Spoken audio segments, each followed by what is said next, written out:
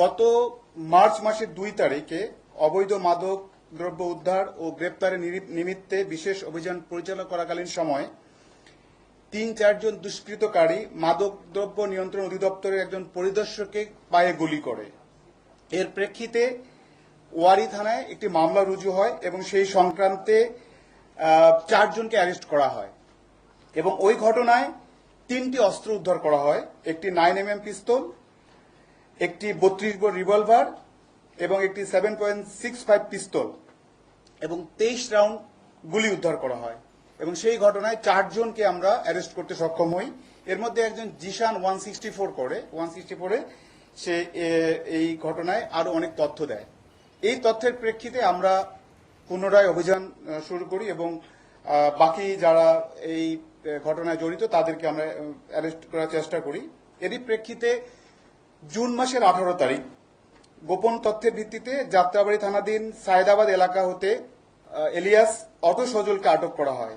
আটককালে auto সজলকে ব্যাপক জিজ্ঞাসাবাদে জানা যায় ওয়ারী বিভাগের গেন্ডারিয়া থানাধীন স্বামী বাগস্ত এলাকায় তার ভাড়াকৃত বাসায় মাদক রয়েছে। যাত্রাবাড়ী থানা পুলিশ কর্তৃক উক্ত বাসায় তল্লাশি করে 2টি তরাস ব্র্যান্ডের পিস্তল উদ্ধার করা হয় এবং 4টি ম্যাগজিন এবং 77 রাউন্ড গুলি উদ্ধার করা হয়। এর প্রেক্ষিতে গতকাল আমরা গোপন তথ্যের ভিত্তিতে জানতে পারি অটো সজলের যে ছোট ভাই সজীব, সে কক্সবাজার থেকে আরো 4 জনের সঙ্গে মোট 5 জন মিলে ঢাকায় প্রবেশ করতেছিল। প্রাইভেট কারের ভিতরে থাকা 5 জন ব্যক্তিকে আটক করা হয়। অতঃপর বিধি মোতাবেক আসামিদের দেহ তল্লাশি করে তাদের ব্যবহৃত প্রাইভেট কার দিয়ে তল্লাশি করা হয়।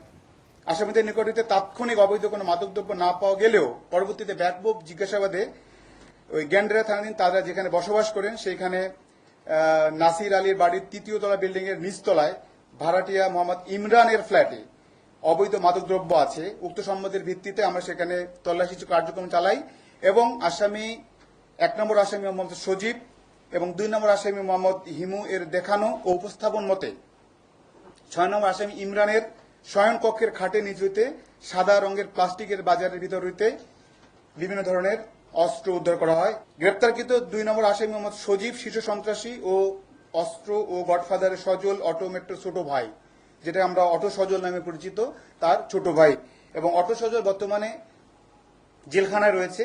অটো সজল জেলখানায় যাওয়ার পরে এই মাদক এবং